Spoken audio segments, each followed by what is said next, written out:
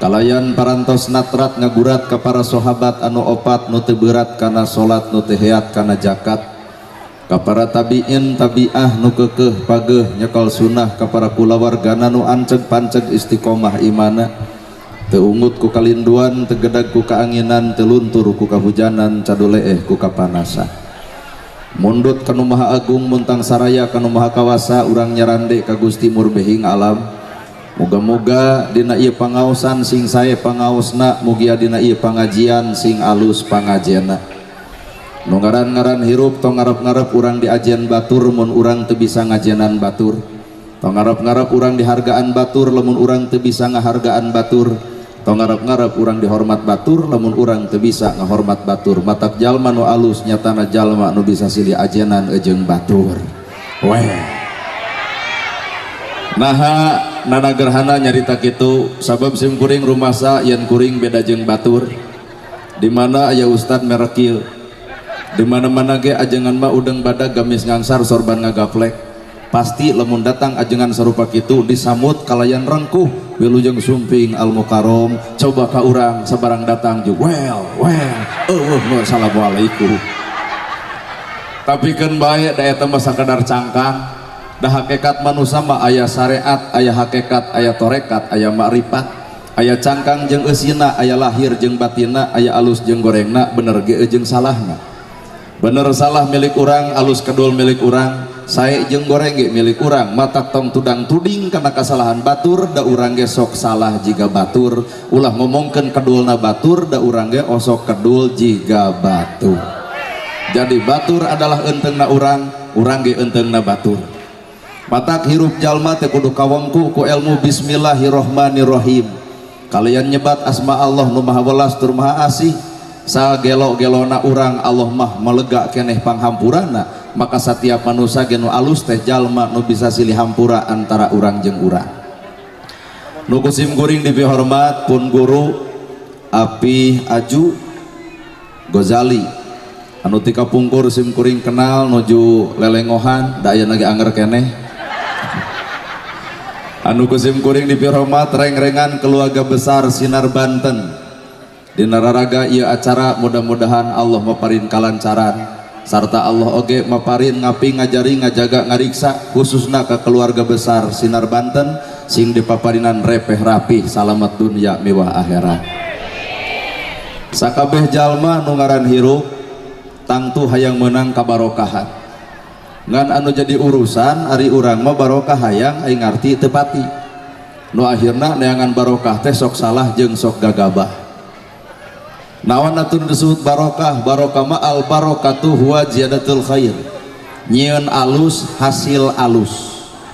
Lamun jalma nyieun alus maka hasilna kudu alus. Ieu pangaosan alus, naha hasilna alus teuing. Boa-boa ayeuna pangajian alus hasilna mengomongkeun urang. Ustadana teh kutara di kopeahna tuh. Jadi lain kealusan nu bakal beunang. Salat alus alus. Maka barokah mah salat alus kudu bareng jeung hate nu alus ngarah ka tempo akhlak nu alus. Salat alus hate kotor bubar salat asa aing pang salatna berarti sumber hate anu kotor. Maca Quran alus alus kudu bareng jeung hate nu alus bubar salat bubar maca Quran bakal ka tempo budi nu alus. Maca Quran alus hatena kotor bubar maca Quran asa aing pang Qur'anna lantaran hatena kotor. Matak nu kudu ku ibu diomean lain awak-awak teuing tah eusi hate. Awak ibu jeung teri mahal kene teri. Teri hargana sakilo 25.000. Coba sagelis-gelisna ibu tuluy maot teuneun di pasar moal aya jelema meuli. Matak sampurna na jelema iwati hade na eta eusi hate. Mun urang nyen kagorengan keur batur sabenerna lain eta kagorengan keur batur, tapi kagorengan balik deui kana awak sorangan. Mun urang nyieun kahadean ka batur oge lain kahadean keur batur, sabenerna urang nyengcelengan kahadean keur awak sorangan. Melak cabe jadi cabe, melak bonteng jadi bonteng, melak hade jadi hade, melak goreng jadi goreng. Jadi urang goreng ka batur sabenerna keur nembungkeun diri hate urang anu goreng ka sasama dina hirupna. Well, pata nu kudu ku urang diomean teh ternyata eusi hate. Tuh geura lalajoan daun daun ragrag ke alam dunia, dunia mual katutupan, dunia mual katempo. Lamun daun murag kana dunia, dunia mual kabunian. Tapi lamun daun napal kana panon, dunia mual katempo. Jelema nu bersih hate bakal bisa lalajo ka alusan batur. Tapi lamun jelema kotor hate beuki alus batur, beuki rujit urang nempo, tinggal balikeun aya naon dina hate sabenerna. Jelema nu kosong hate bakal guguru tina sagara sumber. Anjing sekalipun bakal jadi oncor ilmu kahirupan asal urang we kosong hate. Palebah mana eta ilmu bababa anjing, sanajis-najisna baham anjing masih kene bisa dikumbah ku 7 kali kalian make taneuh. Tapi najisna baham manusia mun geus nganyerikeun hate batur leungeun paantal awak padeukeut hate rujad saumur-umur cai mana nu bisa nyeuseuk kana kanyerian batur. Matak nu kudu ku urang dijaga teh ieu tah biwir. Batur jangkung tong pernah nyebut taraje, batur montok disebut drum, atau batur teh nyokot pagar habak kana tarang urang. Jadi batur nengeul urang teh lain kahayangna, tapi bongan bibir urang goreng patut sifat jeung adatna. Well matak sinar Banten boga ilmu ngaranna penca jeung silat. Silat teh ieu teh rumus agama Pak. Kahiji kolot baheula masuk kariung hareupeun masjid, tuluy diajar silat, geus silat budak teh tah mandi, tuluy salat, geus salat teh diselot, ai selot teh kunci, ai selot teh kaituna jadi selat, selat teh lega, kadituna jadi silet. Cicing rada lieur. Silat, salat, selot, selat, silet. Silat ngajaga diri, salat ngajaga batin. Matak jelema nu sok salat tapi nganyeri batur, hakikatna mah keur teu salat.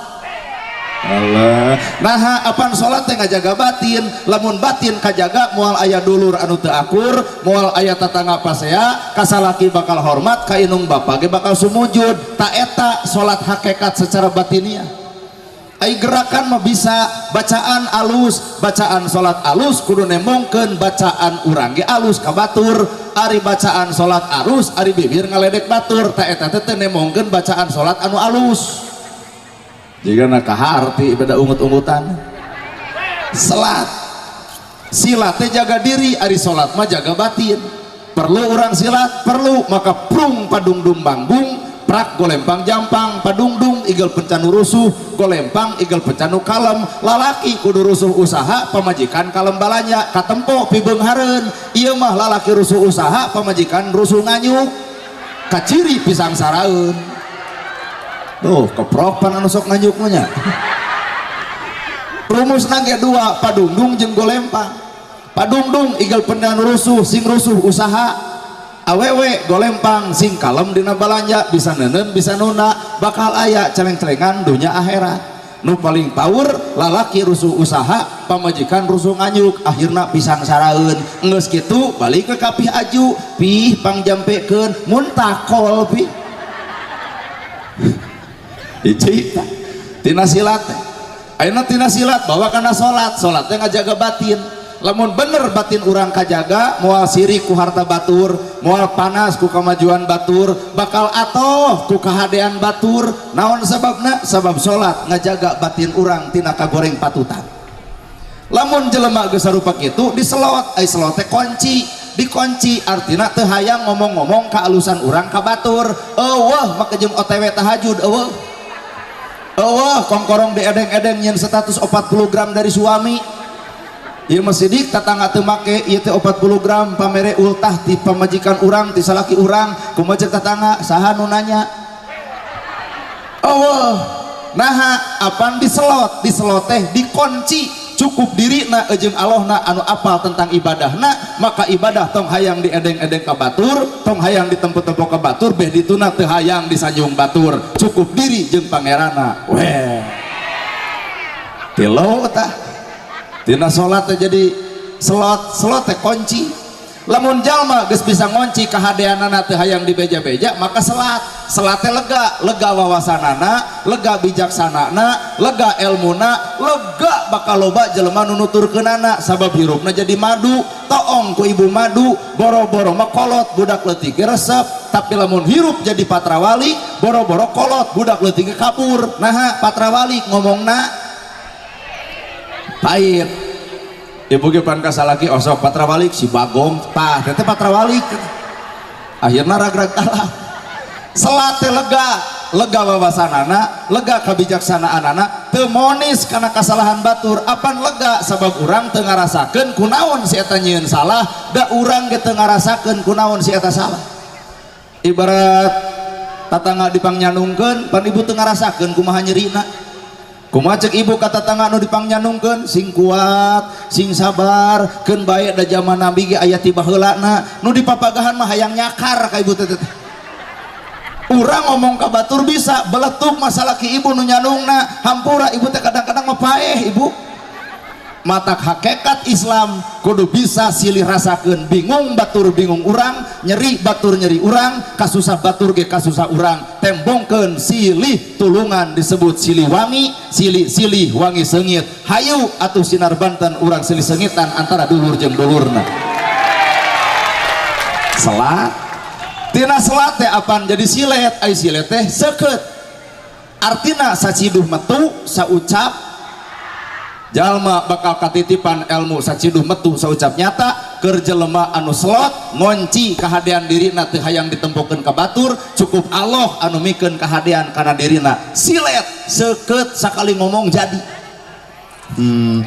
hese nya nanagerhana ge sakabeung osok eta seseukeuttan cing teh ke tahun hareup urang menang jodoh pet nepi ka ayeuna henteu wae ternyata kuring mintul keneh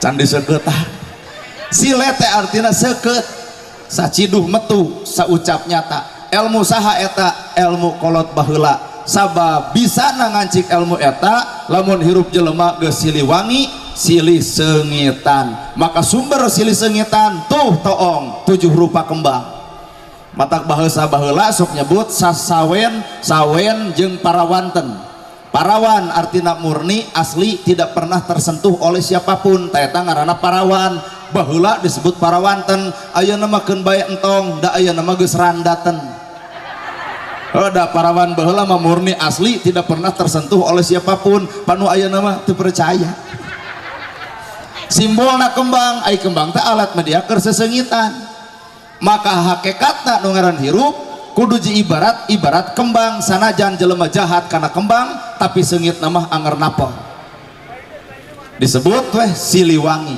siliwangi simbolna maung tadi keluarga Sinar Banten pan aya simbol maung naon ari maung lain urang eteng maung lain nu belang maung lain rajana leuweung tapi maung teh dua kata anu beda memiliki satu arti mak jeung mak teh manusa teh unggul jadi yang disebut maung adalah manusa unggul saha eta manusia unggul batur lapar dirina pangheulana lapar batur susah dirina bakal nalang batur bingung dirina bakal nulung tah nu disebut maung teh eta simbolna tilu kujang ai kujang bolongna tilu naon eta nu tilu eta teh simbol pamimpin lamun rakyat lapar manehna pangheulana lapar lamun rakyat susah manehna pangheulana susah rakyat seubeuh manehna pangpaneurina seubeuh apan eueuh pamimpin nu kitu teh rata-rata rakyat lapar sila laeng anu seubeuh aduh ayeuna ge pan keur daragang baligo pagede-gede rakyat mah teu butuh baligo gede butuhna ge gawe gede ke rakyat teu butuh janji rakyat butuh bukti rakyat teu butuh waos nyorocos nu penting mah aya buktos silih wangi silih seungitan maung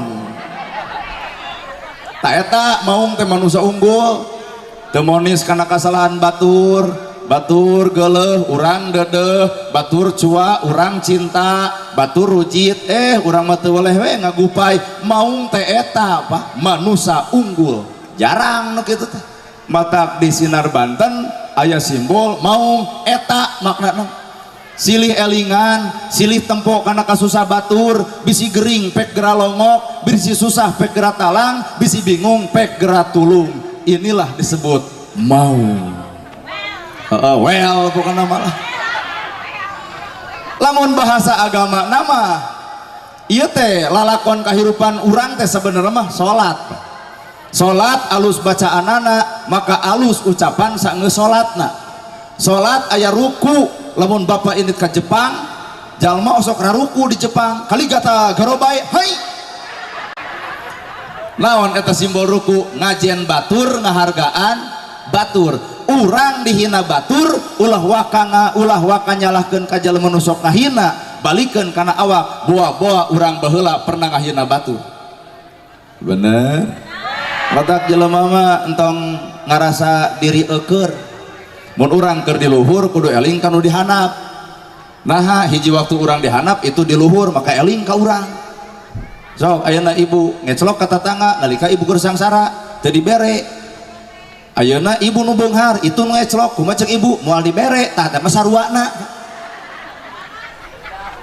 asli itu teh padahal agama Islam dina salat teh geus nembongkeun ruku artina silih hargaan geuning aya assalamualaikum ka katuhu assalamualaikum ka kenca lalakon hirup manusia teh kudu anger katuhu simbol kealusan kenca simbol kagorengan tetep ngadoa mah kudu alus kanu alus doakeun alus nu goreng ge doakeun mah kudu heuh bisa teh teuing nya baheula ibu ke rumah tangga kasalaki muji-muji moal aya nu pangkasepna iwati salaki abdi ragrag talak bali pasea pangih di uleman kumaha ceuk ibu ka dieu tong deukeut jeung si Bagong robah jelema matak jelema mah keuna ku euah gingsir moal bisa istiqomah saumur-umur ayeuna hade isuk bisa goreng ayeuna goreng isuk bisa hade matak tong monis kana kasolehan batur tong monis kana kasalahan batur ayeuna salah tungguan ku waktu bisa jadi soleh tapi urang panu paling paur jelema salah kapangih bisa eureun tina salah nada kapangih nu paling paur mah jelema salah teu kapangih akhirna deudeuyeun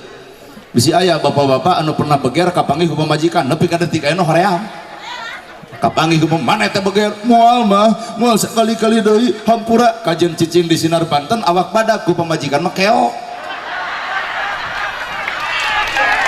bener kajen penjasilat negara ragah atuh da asli kapanggih beger ku pamajikan diciwir nanaonan maneh teh ngerakeun ka api aju ngerakeun ka wargana belegug teu ceuk moal sakali deui mah igona mah gagah pak ku pamajikan di kitu-kitu kuat nyuh harita keneh mangga lebok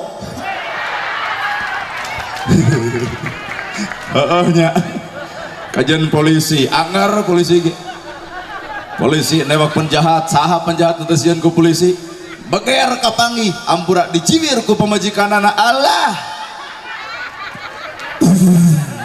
teuing kuring abdi mun nyeun kasalahan kapanggih pamajikan nya sarua meureun sanasib tamata pamajikan teh sebenarnya mah rem Pak jadi lamun hirup tanpa rem ya blong aing ngaran blong ngalajur nafsu matak fungsina pamajikan teh keur ngerem nafsu salaki matak ibu nu kudu gagah geulis teh di imah ngarah ka rem ada ieu mah nu di luar lebih geulis nu di jero aduh ramijuna biak dikarep atuh blong deui rem teh geuleuh atuh da enteng ibu mah makhluk nu diogo hayang geulis menta keur dangdang hayang baju alus menta keur meuli hayang imah hade menta keur nyieun saha salaki matak ibu teh kudu ngahargaan ka kitu teh kayang teh da kaderengeun balik salaki ti usaha papageun alawang panto geuning bapak teh sumping kitu rengguh ieu lain kieu wae atuh cek salaki teh nya geuwat suntangan cokot cai anu tiis bikeun ka salaki suruput diinum sanajan teu make gula tempo salaki nginumna jiga nu amis naha padahal teu make gula nu amis lain gula naon atuh nu amis mah budi pamajikan ka salaki suntangan ka salaki leos ke bawa ka cai bapak beli tak can ibak dekul salaki cenah mandi siapkeun anukna sabuna odolna beres mandi bikeun sarung jeung kokona geblus kopiahna kebutkeun sajadahna mangga bapak netepan heula dekul salaki salat beres salat ibu teh kuliwed ka hareup deuk naon nyuuh di mana nalahunan salaki deuk naon menta hampura bapana capelung seripuh tunu geuning bapak melaan jizim abdi tiba heula nepi ka ayeuna abdi rumah sacan bisa juga makeun kanu jadi salaki hapunten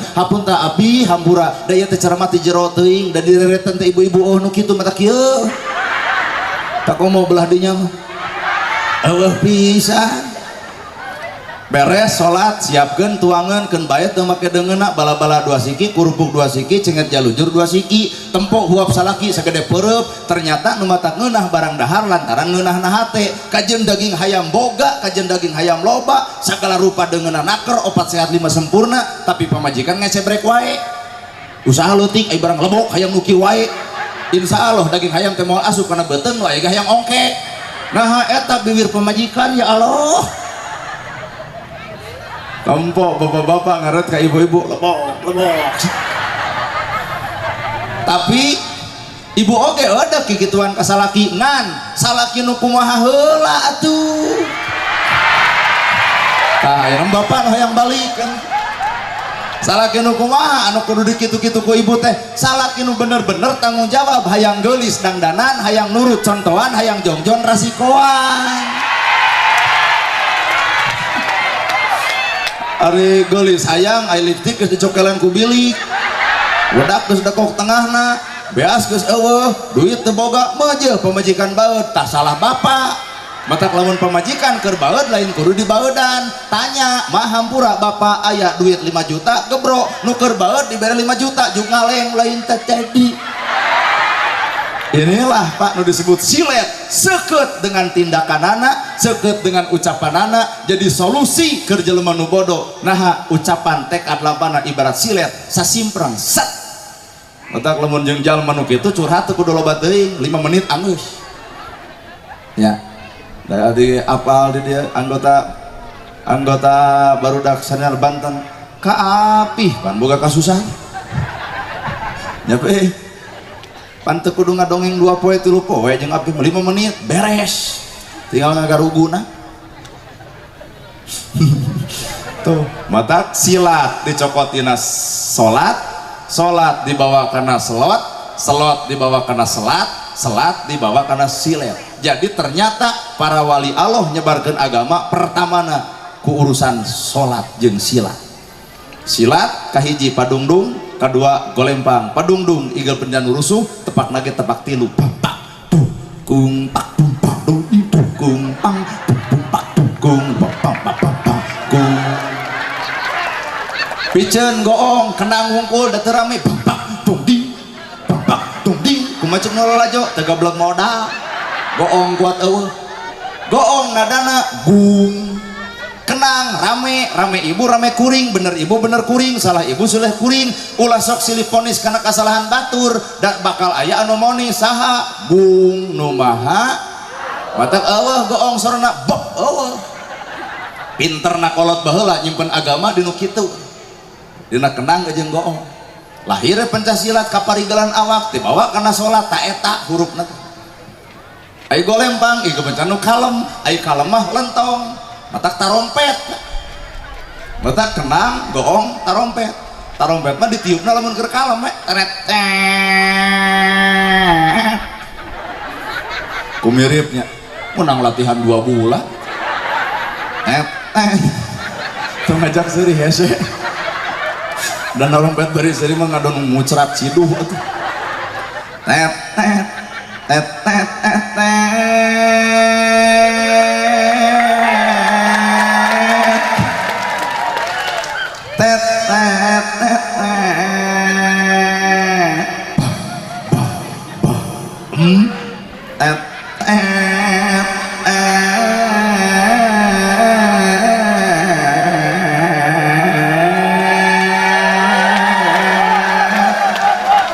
Abdi pernah ceramah di Panjalu narompet nu bieu wah 500 nu mere teh 100 asli di Panjalu lain di dieu da adat Panjalu jeung di dieu pasti beda Pak aya di Panjalu mah ngade ngatarompet teh rabong maren 150 aya di dieu mah ngadon surak geuning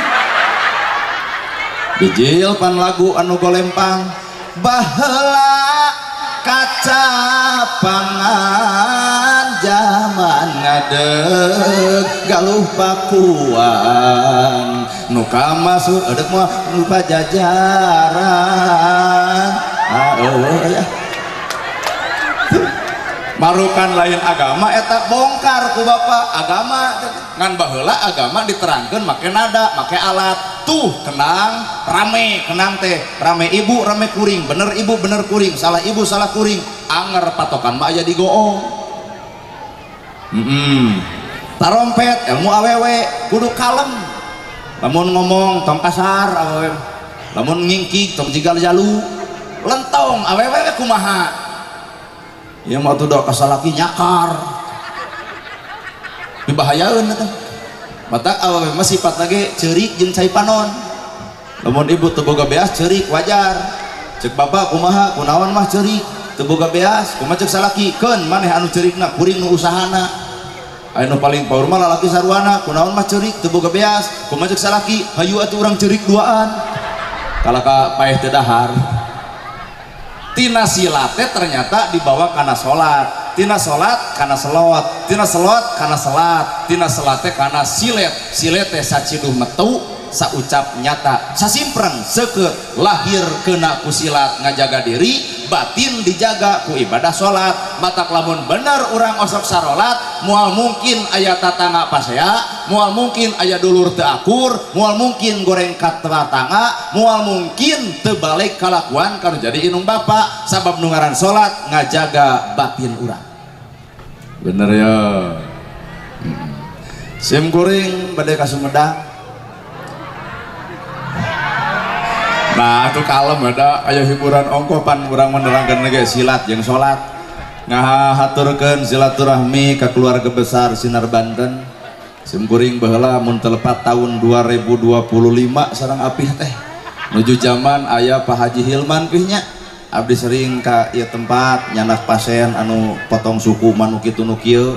Alhamdulillah ayeuna tepung deui apih sing sehat apih sing panjang yuswa soalna loba kene jalma anu perjogi ku apih ka asup pribadi abdi doakeun apih da abdi teh budak ngora bisi kapancing emosi bisi teu bisa ngajaga awak nu akhirna cilaka dunia jeung akhirat. Wilujeng ka milujeng milangkala ka anggota Sinar Banten anu ke 1 tahun mudah-mudahan paranjang yuswa pararek milik dareget rezeki anggang balai jauh cocobi siliwangi hayu urang silih sengitan antara urang jeung urang jetot titajong ran cucut getihan anu ngagayem bebedotan huntu nu ngarasakeun payitna letah nu diciduhkeun kana leungeun anu kenca nu mokokeun adalah leungeun katuhu anu nyuruh cai panon adalah panon. Artina Sinar Banten kudu bisa urang apal kana kasusahna apal kana kabingungna apal kana kanyerina sehingga datangna Sinar Banten jadi solusi keur kahirupan sakabeh umatna. Sakitu kabeh hatur bobo sapanon carang sapakan mugi agung cukup umur jemar si hampurana paralun anu kasuhun nu ninggalih nu dipamrih hampura anu kateda billahi fisabilil haq. Wassalamualaikum warahmatullahi wabarakatuh.